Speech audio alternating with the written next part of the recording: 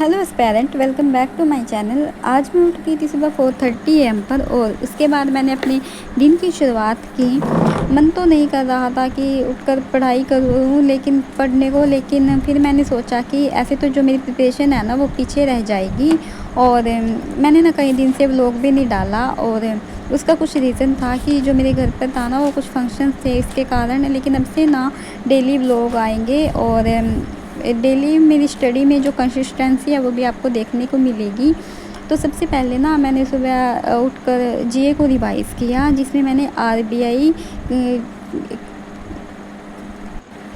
RBI के बारे में पढ़ा। आरबीआई की कब बना था और इसका उद्देश्य क्या है, इसके बारे में से सब कुछ पढ़ा। यानी कि लोकल बोर्ड के बारे में पढ़ा, डायरेक्टर्स के बारे में पढ़ा आरबीआई के, और कॉन्स्टिट्यूशनल बॉडी है या स्टैट्यूटरी बॉडी है क्या है, इन सब के बारे में पढ़ा। और जो आरबीआई की जो सब्सिडरी हैं उन सब के बारे में मैंने आज पढ़ा।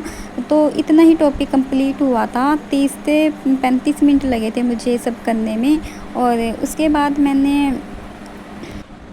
मैंने कमांड की प्रैक्टिस की थोड़ी बहुत क्योंकि जो अप्रोक्सीमेशन और सिंप्लीफिकेशन है ना, यानी कि जो स्पीड मैथ का पोर्शन है ना, उसे तो मैं अच्छे से प्रैक्टिस कर लेती हूँ और मन भी करता है। लेकिन जो अर्थमेटिक की बारी आती है ना तो मैं थोड़ा अवॉइड करती हूँ उसे। लेकिन आज ना मैंने सबसे पहले अर्थमेटिक को ही उठाया और उसके जो परसेंटेज के क्वेश्चन थे ना उसको सोल्व किया। और जो एसबीआई पीओ का जो एडमिट कार्ड है ना वो भी रिलीज़ हो गया है अब तो। और जो मेरा सेंटर है ना वो तो अम्बाला में पड़ा है, क्योंकि मैं हरियाणा से बिलोंग करती हूँ।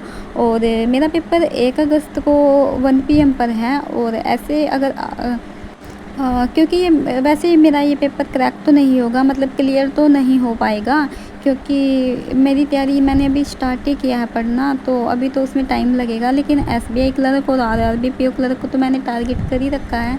ये तो मैंने ऐसे ही भर दिया था ताकि इससे कुछ थोड़ा बहुत हमें कुछ अंदाज़ा लग जाए। और उसके बाद ना मैंने सिंप्लीफिकेशन के क्वेश्चन को प्रैक्टिस किया।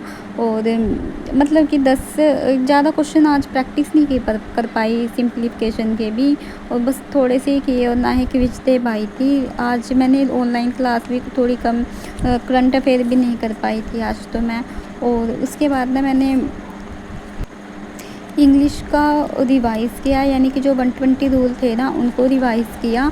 यानी मैंने ना 35 रूल किए हैं, 120 रूल्स में थे। अभी नोट्स में बनाए हैं अपने और अभी लिखने बाकी हैं। लेकिन जो 35 रूल हैं ना उसमें से मैंने 10 से 15 तो रिवाइज़ कर लिए हैं। और अभी बाकी ये 35 हो जाएंगे ना, तो उसके बाद मैं नेक्स्ट लिखूँगी 36 से जितने भी हो पाएंगे। और ऐसे ही ना थोड़े थोड़े करके रिवाइज़ करूँगी।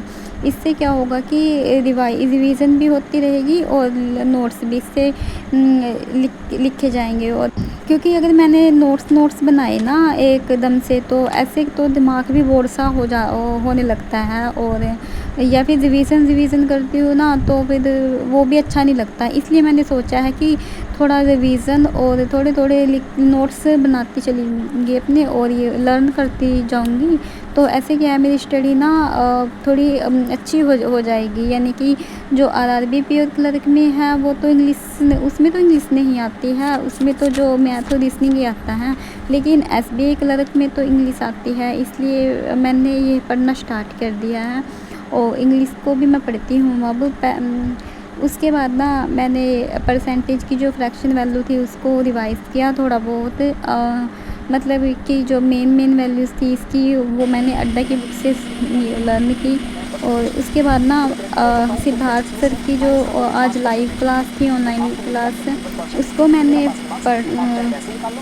ये ना क्लास मुझे बहुत अच्छी लगी सिद्ध सर की। और इसमें ना मुझे अच्छे से समझ आ रहा था जैसे सर पढ़ा रहे थे। तो मिलते हैं नेक्स्ट व्लॉग में।